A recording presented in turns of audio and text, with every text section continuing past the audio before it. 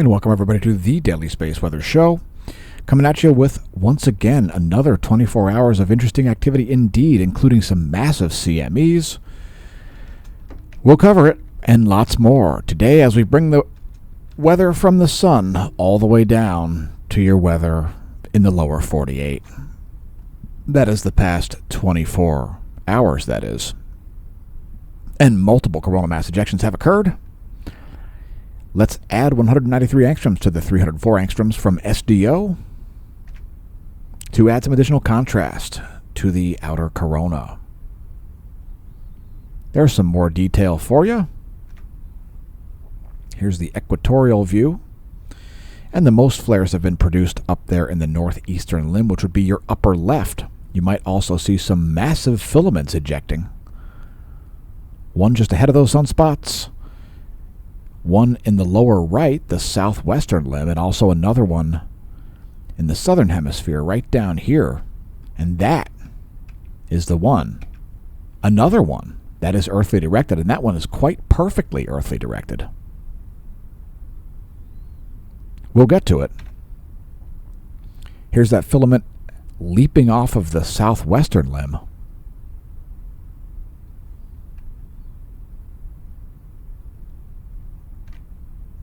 And we do have another active region rising down there in the southeastern limb. So that's likely a new sunspot about to rise.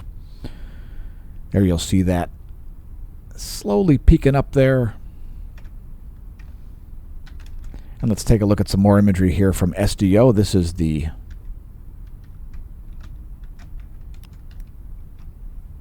SDO continuum.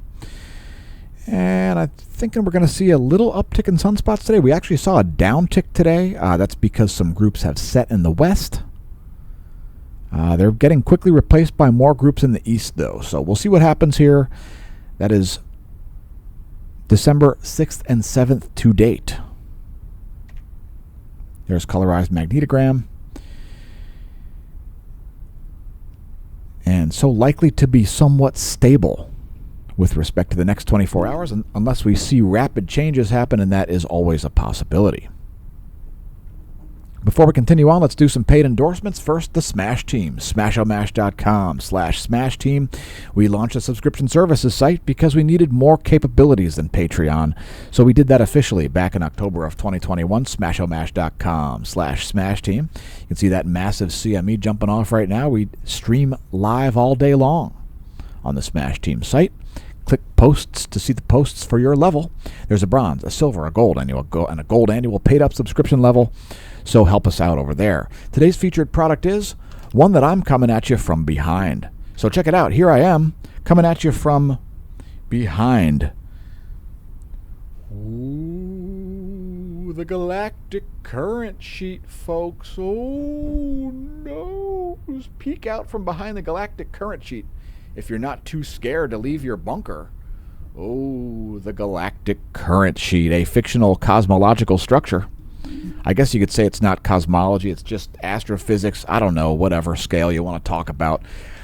The galactic current sheet, yes, and if you wonder what that's all about, well, we're making fun directly of one of the most heavily gaslighting channels ever on YouTube, Suspicious Observers, headed by Dim Davidson, the cult leader of this particular doomsday cult, and he's gone completely electric universe now. So I love this. He's talking about electric water, trying to claim that, you know, an electrode with 12,000 volts going through it is like the same thing. An electrode with 12,000 volts going through it is now the same thing as the sun and the Earth, system. It's just berserk. Whatever they're doing over there, building a compound to house their cult in Colorado, what could possibly go wrong, folks? Anyway, my favorite part of every cult story is the part where it evaporates, where people leave the cult and find some sanity in not following their ridiculous cult leader. So the galactic current sheet, that's today's featured product. You can find it linked below the video in the description from our Redbubble shop, one of 37 designs. Cuddle up for the apocalypse in comfort with a galactic current sheet throw blanket. That's the one I have. It's so soft and snuggly, and perhaps if you inform your bunker mates why it is the world is ending, maybe they'll be slower to decide to eat you. Wait, one can hope. So the Galactic Current Sheet, that's today's featured product. And today's featured comedic channel is Suspicious Observers. Definitely don't unsubscribe, and make sure you watch Ben's live streams. It is hilarious when he scolds his own viewers and tells them they better do their homework and watch his old videos, which are also utter nonsense.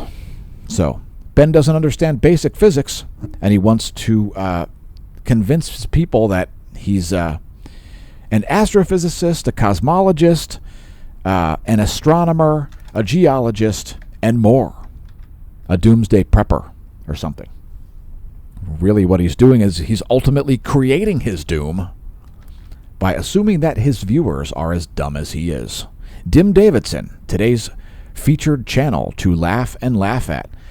If you get a chance to leave Ben a comment, make sure you tell him that we said, feel free to publish your books and sell them off to university literature departments. University literature departments will buy your textbooks, Ben, since the science departments don't do that. Anyway, today's featured product from the Amazon shop is the Anchor Possible Full House Solution there. A massive battery backup. If you want to control, if you want to run your aquariums and your refrigerator in the event of a winter power outage, this one will last you quite a long time. 2,000 watts there. The Anchor Power Station. A possible whole house solution, depending on how much energy your house uses. Of course, that's one of our paid endorsements. Here's another one, the Hemp Lucid shop. If you're shopping on hemplucid.com, just enter the promo code SMASHOMASH10 and save as many % on your Hemp Lucid products. You can read reviews on the website, get CBD for your pets, Delta 8s, CBD tinctures, body balms, lip balms, immune stacks, stress stacks, mushroom gummies, and of course the most popular products, the CBD water-soluble tincture. So check out those products. Again, promo code SMASHOMASH10 to save 10% on your purchases from Hemp Lucid. Help keep the channel in existence by visiting our links. They'll be found below the video, as well as on the homepage at smashomash.com, which is where we're showing you right now, smashomash.com. And welcome to the Neo-Renaissance. Congratulations on realizing the channel exists.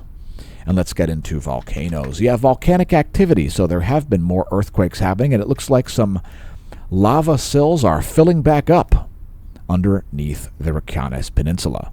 So there's a view of the earthquakes that have been going on there, north and northeast of Grindavik. No eruptions yet, but it looks like there could be one in the future, although it is becoming less and less likely, although again there is magma refilling those lava tubes to the north and to the northeast of Grindavik. Anyway, here are the other quakes. Here are the other volcanoes that are going off at the moment. Ibu is exploding, producing an 8,000-foot ash plume, 6,000-foot ash plume from Lubatolo. Krakatoa continues to erupt. 7,000-foot ash plume there over the Sunda Strait. Semeru exploding, flight level 140 over East Java, Indonesia. Merapi exploding, 15,000-foot ash plume. Popocatépetl exploding, 22,000-foot ash plume. 14,000-foot ash plume from Santiaguito in Guatemala. Fuego in Guatemala, 15,000-foot ash plume. Nevado del Ruiz in Colombia, 21,000-foot ash plume. Sangay in Ecuador, 20,000-foot ash plume, and not sure about Sabancaya. Please do not pole vault the caldera. And as far as earthquakes go, there have not only just been some earthquakes, there have also been some tsunamis. We'll get to it. That's the past 90 days. There was a 7+ magnitude quake near New Caledonia, and there is a location of that north of New Zealand. A 7.1 magnitude quake did generate some tsunamis. They were pretty small. However, the threat, advisory, watch, or warning has now expired. Anyway, here are the quakes that have been going off over the past 24 hours of a 5 or greater magnitude. Of course, the Philippines continues to shake as aftershock after aftershock rolls in there, like that 5.4. The West Chile Rise had a 5.8. That was at 1:17 Universal Time this morning on December 7th. Continuing on up the list here, we've got Indonesia had a 5.0. That was at 2:09 this morning. Azerbaijan had a 5.4. Philippines had a 5.1. And a 5.2. And then there's that wham! 7.1 at Vanuatu. East of New Caledonia, that 7.1 was at some depth. Still generated a tsunami. Good it wasn't at the surface. It would have generated a bigger tsunami. Most likely. It was at nearly 50 kilometers depth, but still generated some small waves. Only a foot or two in height were those tsunamis, by the way. Somalia had a 5.1. China had a 5.1. Those were at 1449 and 1451 Universal Time. New Guinea had a 5.0. Kermadec Islands had a 5.2. No aftershocks at that quake near New Caledonia. Mexico had a 5.8. Check it out, 5.8 there in North America at Mexico. So hopefully this quake wasn't a foreshock, folks. Hopefully that quake wasn't a foreshock, as it is known to be in a location that can generate tsunamis. So there it is. That's what's going on. And let's get back to space. You know, things like the radio flux and so on. We'll cover it. So the radio flux is currently at 135 solar flux units. It comes out of the upper chromosphere and lower corona. We created this custom animation to sort of make it animated and custom. So there you go. There's a 10.7. It is at 135 solar flux units. 135. That needs to be updated. That is from solon.info. If you want to check it out yourself, that's a 1-year graph of the radio flux represented by the black line. And there is the Space Weather Enthusiast dashboard. They're not forecasting any geomagnetic storms or geomagnetic unrest. Maybe they didn't watch our video from yesterday. I don't know. Maybe you didn't watch our video from yesterday. Who knows? If you want to see the forecast, as there is some CME ejecta likely to strike Earth in the coming day or two, go check it out. We'll only be doing today's daily space weather on the daily space weather. So anyway, that's what's going on. And let's take a look at the forecasts. So here's the Enlil spiral. We're starting out with that's the NOAA Enlil spiral. And they don't have anything modeled yet. So we've got multiple events jumping off today. Looks like we'll be ahead of their forecast. And we will get to it after we talk about coronal holes and sunspots. We will get to coronal mass ejections. So NASA, let's see if NASA has it forecasted, and they certainly don't. That is old data there from NASA's Enlil spiral as well. Let's move on to our last 4 hours of Earth's magnetic moment from space. So Earth out to about 12 Earth diameters. This is what the magnetohydrodynamic pressure may look like. We do have geomagnetically calm conditions here, so don't expect any major fireworks there. Most of the magnetohydrodynamic pressure here right now on the magnetotail side, at least for the past 4 hours. Here are the past 4 hours of Earth's magnetic moment from the ground. Seeing some minor variations in the solar wind here. This measures magnetic flux density, or it models magnetic flux density based on lots and lots of measurements. Geospace delta B changes to Earth's B field in magnetic flux density, or nanotesla, for the past 4 hours. KP index currently at 2. KP2 is the geomagnetically calm forecasted condition, and indeed there it is. Next, solar wind. Solar wind density as measured from the ACE is about 2 protons per cubic centimeter and under 500 kilometers per second, dipping down from yesterday. There's the ACE. Next, Discover. Discover still above 500 kilometers per second, but just barely for the wind solar speed. Solar wind density here, 9.25 protons per cubic centimeter. So much denser solar wind there at Discover than at ACE. Could be another coronal hole high-speed stream here showing up a little bit earlier than expected. We'll have to keep an eye on that. And when I say eye on, well, pardon the pun. Next are GOES magnetometers. These are the past 3 days of magnetometer measurements at the geosynchronous near equatorial locations of the GOES 16 and GOES 18. Things are smooth for the GOES. Next, our top view ecliptic plane field plot. And there is a South Pole current sheet speeding things up here. At the moment, Earth is in a North Pole current sheet depicted there in green. That is the North Pole magnetic sector of the solar system. There you go, the top view ecliptic plane field plot. Here's our line of sight ecliptic plane field plot. Ecliptic plane field plot. Go ahead, say that 5 times real fast. Ecliptic plane field plot. Ecliptic plane field plot. It's very hard. You go. Next, our line of sight field plot. Solar B field in blue. We showed you the Earth's B field. Here's the Sun's B field. This field being this magnet through which the field goes through being the Sun. Polar fields in green and red for north and south. Photosphere fields in grayscale. And here is our line of sight coronal hole plot. We've got North Pole coronal holes rotating in and South Pole coronal holes around the North Polar region. We'll let that play through and bring up the last image. Here comes the last image. There you go. And here is the coronal hole situation. So basically what's going on is these are south, these are north. This one down here is south also. So that's the coronal hole scenario. And let's move on to sunspots. You may see multiple filament eruptions happening there, and that is indeed the case. Multiple CMEs jumping off in the past 24. Next, sunspot number has dipped. Like I said, more sunspots have set than formed or rose. So a dip in the sunspot number, still above the average. Currently at, let's see, 110, 20, 30, about 134 is the sunspot number at the moment.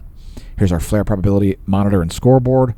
The most likely place for a large flare remains in the northeast, although there is a rising possibility of a large flare in the southeast. So we may see some flaring down there. It depends on the complexity of that sunspot that has not moved into view yet, about to rise over the southeastern limb. Next, here come sunspots from SDO Continuum.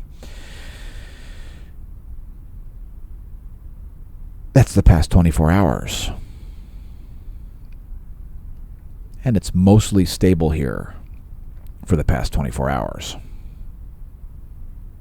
One new group did form down here. So we should see a modest increase in sunspot number tomorrow. I believe we're having more groups get named than have set in the west. So we should see a modest uptick, almost flat, assuming nothing rapidly changes between now and tomorrow's video.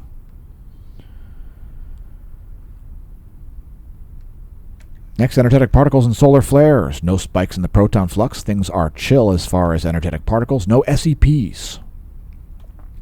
X-ray flux here, showing no major flares over the past 24 hours, only one moderate one.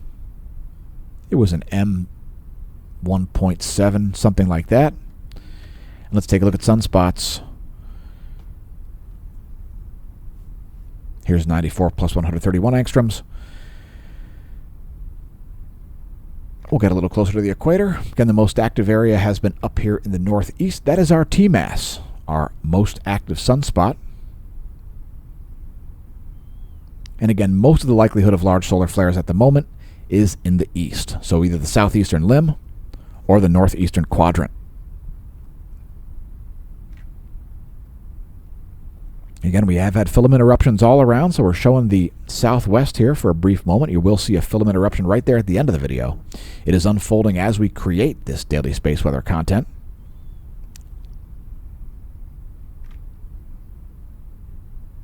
And there's that new rising active region. You'll see those bright filaments coming up here. It should only be a matter of 6 hours or so before we do see another sunspot rise in the southeast. So before we get to coronal mass ejections, let's take a look at what's going on overhead. Here is our star chart for Lehigh Valley, Pennsylvania.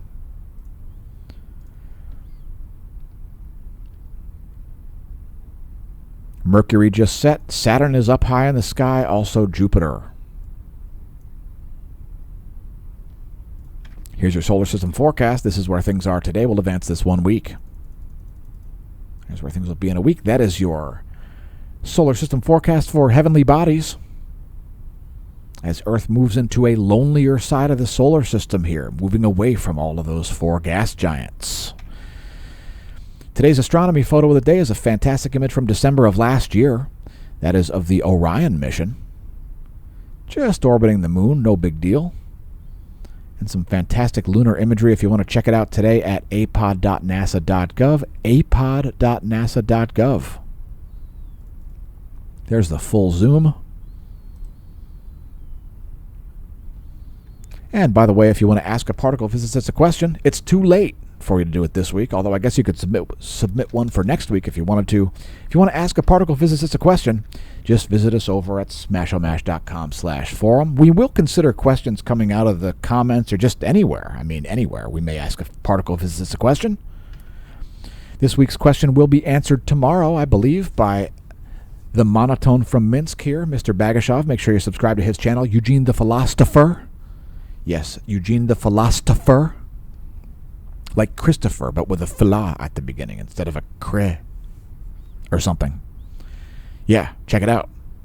Particle Physicist segment. Make sure you subscribe or follow or whatever it's called. Make sure you follow us over on Twitter. Yeah, the platform still known as Twitter. x.com/smashomash. Thanks to our new followers over there. And by the way, if you enjoy the content, press the like button. Tell your friends and foes about us, as we seem to have a little bit of a trouble getting onto people's screens. So if you're interested in having the world's most comprehensive daily space weather content delivered straight to your YouTube feed, make sure you press the subscribe button. If you've already done that, press the like button, press the share button, press comment, etc. Press all the things. Otherwise, my soul may be cast into an ever-deepening and darkening abyss of doomed destruction and Dog Duke. Yes, Dog Duke. Don't allow me to be cast into an ever-deepening and darkening abyss of doomed destruction and Dog Duke. I could encounter the galactic current sheet down there. That would be a real hellscape. Nothing worse than encountering fictional cosmological structures in hell. So press like. Thanks to everybody who has. To the rest of you, for shame. Next, we'll get to coronal mass ejections. Coronal mass ejections, when bits of matter go blasting out of the sun's corona. These are yesterday's CMEs. See yesterday's Daily Space Weather video for details on most of that. That's 105 frames from yesterday, courtesy of the George Mason University. Showing you difference imagery on the right and raw coronagraph. Difference imagery on the left and raw coronagraph on the right. So those are yesterday's CMEs. Let's get to today, since today has been pretty exciting, actually. So multiple events there, including one happening as we create the video, and one producing quite a distinct halo. So it looks like a quite perfectly directed CME there. That one distinctly possible to cause another KP7 significant geomagnetic storm, a G3 geomagnetic storm likely coming, folks. That expected to arrive sometime later in the day on December 10th. Later in the day on December 10th, another CME to strike. Let's show some more imagery here. Here's C3 we've added on the right side there. So most of those are just some stellar light shows, except for that one that looks like a halo. That one is earthly directed. We'll show you where it came from. It was pretty stealthy, actually. But we are expecting that to be on the Earth side of the solar disk. We'll show you where it came from. And let me allow the C3 to catch up here momentarily. So as that first CME pops off, there you go. You got C2 a little bit ahead of the C3 there. So there's the first one and the second one. Those are not earthly directed. This one out of the southwest may have a minor earthly directed component. But this one here, this one that looks like a halo, that one is almost perfectly earthly directed. Check it out. See that halo right there? That looks like an earthly directed to CME to me. What do you think? Let us know in the comments. If you agree, disagree, or even if you're indifferent, just leave a comment anyway. YouTube told me to tell you that. Next, we'll show Stereo A also. Stereo A located out here. As it gains some distance on the Earth, it's giving us better and better views and giving us better and better ability to look at the trajectory of coronal mass ejections.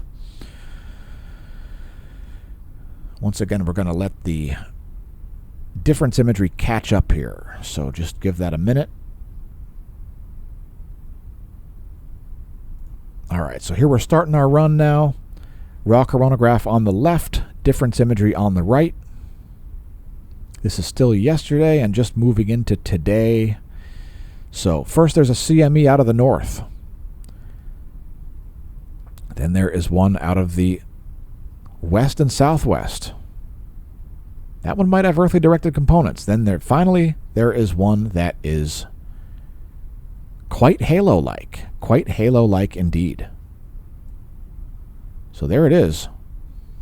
Yet another earth-directed CME. Exciting stuff for the channel. And let's take a look at the last 24 hours here. Showing some composite imagery here, putting it all together in one to make it as coherent as it can get.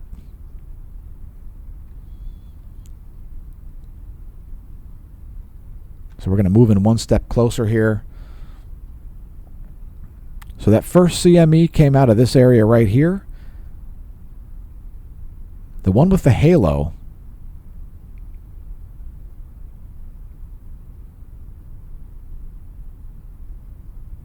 came out of this area in here. So kind of right in the center of the solar disk there.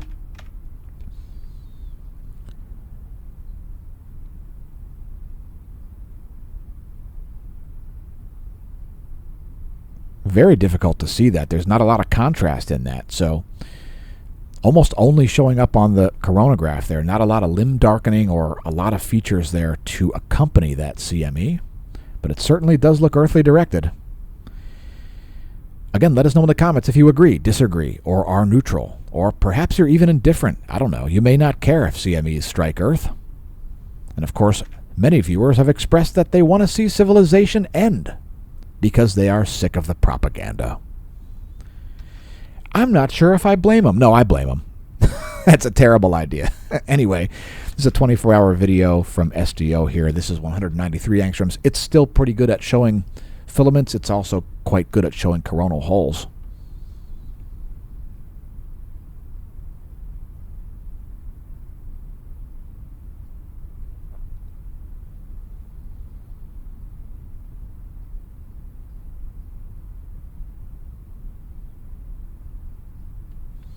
And let's get the filaments.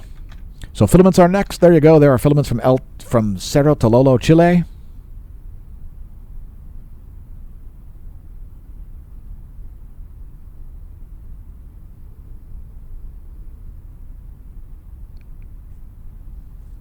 And I named this one yesterday. I named this one the Caitlyn Jenner filament yesterday. So I don't know. It's now blasted off into space. Caitlyn's eyebrow is now off into space.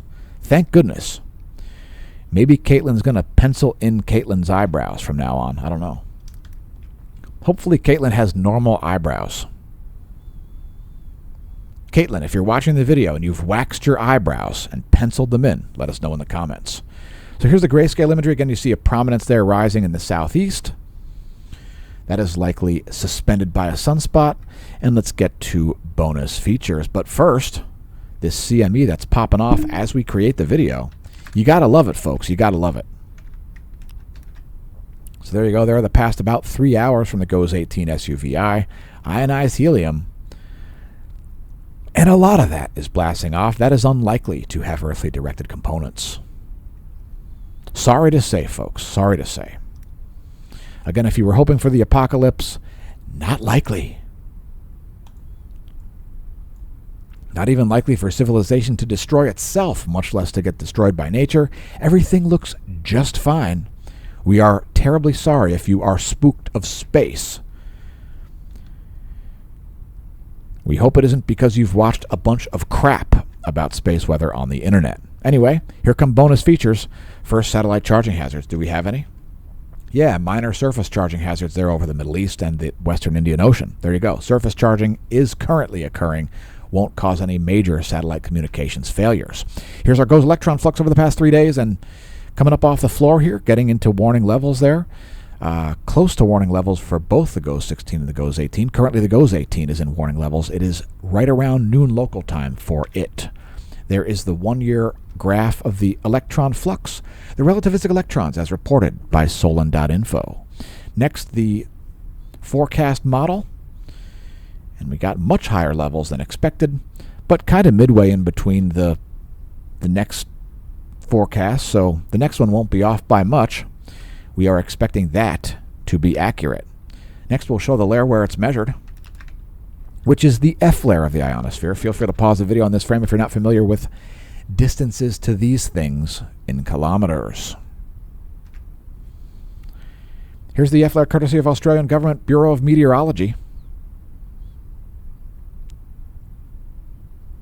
That is the previous day, depicted in megahertz, which is, by the way, millions of vibrations per second. It's a bunch of diffuse gas shaking rapidly. Next, the anomalygram, anomaly in megahertz from a 30-day median. Quite a bit of low-frequency anomalies showing up on there, which, by the way, is also not a harbinger of doom. Oh, yeah. Again, folks, my favorite part of every cult story is the part where the cult evaporates. Anyway, there's the latest image, 2300 universal time for the ionogram. There's 2300 universal time anomalygram. Next is the WHAM, the whole atmosphere model. Last Christmas, I showed you the WHAM, but that is a lie, because we didn't have it in the videos by that point. This year, we'll have it in the daily space weather videos. We hope that you found this special. Anyway, that's what's going on with the total electron content and the maximum usable radio frequencies. The whole ionosphere nowcast, courtesy of the Space Weather Prediction Center, one of our newest features for the daily space weather content. We also show total electron content, which is free electrons up to about 12,500 miles of altitude. Feel free to pause the video on this frame if you're not familiar with those distances. Here is the total electron content, depicting literally a count of free electrons from ground level to the inner portion of the outer Van Allen belt, which is approximately where your GPS satellite will be located. So those are the most likely places to see GPS errors. We're going to close out the daily space weather video with the latest STO continuum, or intensitygram, and there's the STO magnetogram. Here's the rock back to show you the full disk. And do we have another sunspot forming back here? Could be. Do we have one peeking over the limb down here? I see some magnetic organization happening. Anyway, there's the latest images, and let's get to meteorology. So we're going to start out by talking about cold. Yeah, cold. So there's the temperature for the U.S., and that's showing the surface winds as well as the temperature. So the temperature is in color gradient. The surface winds are in animation. Let's find the world's coldest place. Is it still Antarctica? Or is it perhaps Greenland? Oh, it's neither. Is it Chad? I think it's Siberia. Check it out. That's some pretty chilly temperatures there. Negative 59.2 degrees. That's the coldest place in the world right now. That is colder than Antarctica, colder than Greenland. That is Siberia. Yowzers. That is a little bit on the cool side, folks. A tad frosty up there in, that is northeastern Asia. Anyway, here are our regularly scheduled meteorology segments. Surface winds of the east. Check it out. Strong cyclone here in between Papua New Guinea and New Zealand. Dag. Here are the jet streams of the eastern world. Shout out to our viewers from all around the planet. Jet streams of the central world, shown here. Surface winds of the central world, shown thar. There's water in them thar skies. Yeah, water vapor. It's a greenhouse gas. There are the surface winds of the west. Shout out to our viewers from all around the world. There are the jet streams of the west. Major jet stream convergence happening in the North Atlantic, bringing warm air to the Canary Islands. Check it out. El Teide, Spain, has got some warm air right now. Anyway, moving on to clouds and fog over the Americas. As we get closer and closer to the lower 48. We had snow in Pennsylvania today. I was delighted. It didn't really accumulate. it was anticlimactic. There's clouds and fog, and we're going to show clouds and fog over Brazil. Clouds form rapidly when the sun sets in Brazil in spring, apparently. It's been happening every day for weeks. Looks like a pattern developing. A pattern of massive cloud formation as the sun sets. And don't get space weather and earth weather confused, folks. They are separate phenomenon. The neutral atmosphere is vastly different from the weather in space. Next, our snow cover. So this is new snow for the next 3 days on the Euro model. We'll also show the GFS model. There are the next 3 days of snow on GFS. Texas has got some snow coming your way. There's the Euro model for new snow. 3 days. There is the GFS. We'll also show the weather.gov map. Lots of winter weather advisories. In the northwestern portion of the country, if your location is lit, head to weather.gov and click your location. Those are too many counters for us to cover, but these are some forecasts for your viewing pleasure. And they are in no particular order, actually. They're in an annoying order for me, but I'm going to play it anyway. There's a temperature anomaly forecast in degrees Celsius. Some very warm weather coming to the east. Temperature anomaly forecast in degrees Celsius for the GFS 72-hour model. Next, accumulated positive snow depth change in inches. 72-hour GFS model.